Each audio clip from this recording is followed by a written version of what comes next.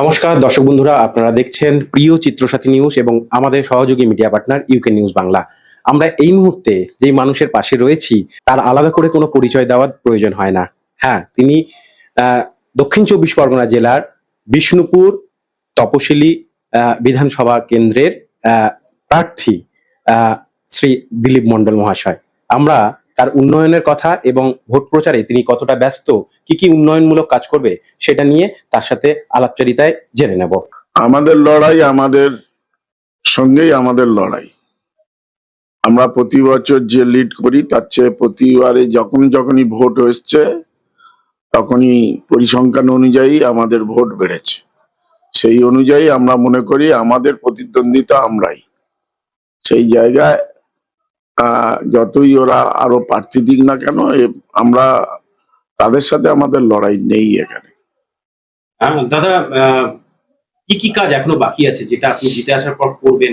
আমরা বলে দিচ্ছি প্রতিশ্রুতি ভাবে, আমরা যেটা পরিকল্পনা, আগামী দিনের পরিকল্পনা, একটা সরকারি কলেজ আমাদের এই ব্লকে একটা যাতে করা যায়।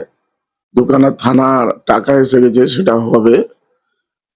তার সঙ্গে বিডিও অফিস ঠাকুরপুর মহেশতলা ও চৌরাস্তা আছে, সেটাকে আমরা নিয়ে আসবো। আমাদের সাংসদ তিনিও কথা দিয়ে গেছেন, ওখানে একটা আমাদের যাতে স্বাস্থ্যকেন্দ্র তৈরি হয়। কারণ ব্লক স্বাস্থ্যকেন্দ্রটা আছে সরসুনায়, যেটা কলকাতার মধ্যে আমাদের লোকরা ঠিক ব্যবহার সুযোগ পাচ্ছে না। সেই জায়গাটা একটা প্রাথমিক স্বাস্থ্যকেন্দ্র যাতে এখানে তৈরি হয়, সেটার জন্য একটা পরিকল্পনা। জোকা থেকে যে 4 লেনটা হয়ে বাইপাস, যেটা বাগিরহাট পোল থেকে সিরাকল, ওইটার একটা পরিকল্পনা, আর একটা স্টেডিয়াম। এই কটাই আমাদের মেন আছে, তার সঙ্গে একটা ইলেকট্রিক চুল্লি। দাদা, আমরা অনেক মানুষের সাথে কথা বলেছি যারা জোকা অব্দি মেট্রো এসছে, আমতলা অব্দি সম্প্রসারণ করা হয় ভালো হয় বলে অনেক মানুষই এটা জানাচ্ছে। সেটা নিয়ে আপনি কি? এটা জোকা থেকে আমাদের পৈলান পর্যন্ত একটা স্টেপ আপাতত হবে, তার পরবর্তী স্টেপ এটা তো কেন্দ্রীয় সরকারের।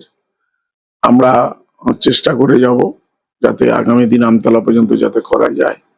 দাদা, দীর্ঘদিন ধরে পরিবহন দপ্তর সামলেছেন, এখন বাস কম পাওয়া যাচ্ছে, মানুষের অভিযোগ। বাস এখানে সিএফ এর ব্যাপার আছে, মেনটেনেন্স ব্যাপার আছে, তবে অনেক বাস এসে গেছে, চালু হয়ে গেছে, এবং আরো বাস আসছে। বাস আসলে তখন অনেকটা সমাধান হয়ে যাবে। দাদা, অভিষেক বন্দ্যোপাধ্যায় মঞ্চে আমরা আপনাকে ধরে পাশে নিয়ে বলেছেন যে 70,000-এর ওপর ভোটে আপনি জিতবেন, সেটা নিয়ে কি বলবেন? আমাদের আশা আছে। দাদা, বিরোধীদের নিয়ে কোনো মন্তব্য আপনার? বিরোধীদের মন্তব্য বলতে আমরা শুধু বলতে চাইবো, আমাদের শিডিউল কাস্টের ওপর যেভাবে আরএসএস বিজেপি ঘৃণা করে, পদে বসাতে হয় পদে বসায়, ওরা আমাদের গাধা মনে করে। বলছে গাধা পিটিয়ে ঘোড়া বানানো যায় না, সংরক্ষণ তুলে দিতে চাইছে। যে বিরোধী আমাদের বিরুদ্ধে দাঁড়িয়েছেন তাদেরও কাছে বলবো, তোমাদেরও সুবুদ্ধি হোক। তারা যারা আমাদের ঘৃণা করে তাদের হয়ে তোমাদের প্রচার বা ভোট চাইলে সেটা তার বাড়ির লোকও ক্ষমা চাইবে না, ক্ষমা করবে না। দাদা, শেষ প্রশ্ন, আপনার বিধানসভা এলাকার মানুষদের জন্য আপনি মানে ডোর টু ডোর ভিজিট করছেন, বিভিন্ন জায়গায় পথসভা করছেন, অনুষ্ঠান করছেন, কি বলবেন ভোট দেওয়ার ব্যাপারে? আমরা সারা বছরই মানুষের সঙ্গে থাকি, 365 দিনই থাকি। সে আমপান থেকে, করোনা থেকে আরম্ভ করে বিভিন্ন সুবিধা অসুবিধা, আপদে বিপদে, SIR এ, এবং প্রতিনিয়ত তাদের খোঁজ খবর এবং কিভাবে তাদের ভালো রাখা যায়, শান্তির মধ্যে রাখা যায়, সম্প্রীতি ঐক্য একতা তৈরি করা যায়। এখানে সেই শান্তি আমরা রাখতে পেরেছি। বাংলার প্রতি যারা ঘৃণা করেছেন, বাংলার যারা অবহেলা করেছেন, বাংলাকে যারা বঞ্চিত করেছে বিজেপি, বাংলা ভাষার অসম্মান করছেন, মনীষীদের অসম্মান করছেন, তাদের বিরুদ্ধে আপনারা একজোট হয়ে এর প্রত্যুত্তর দিন।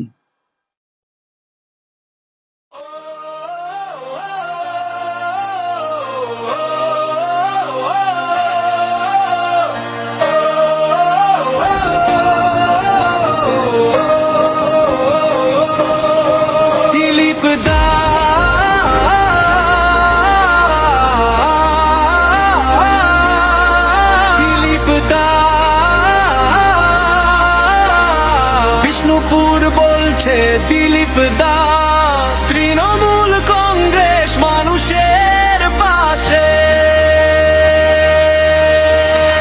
খেলায়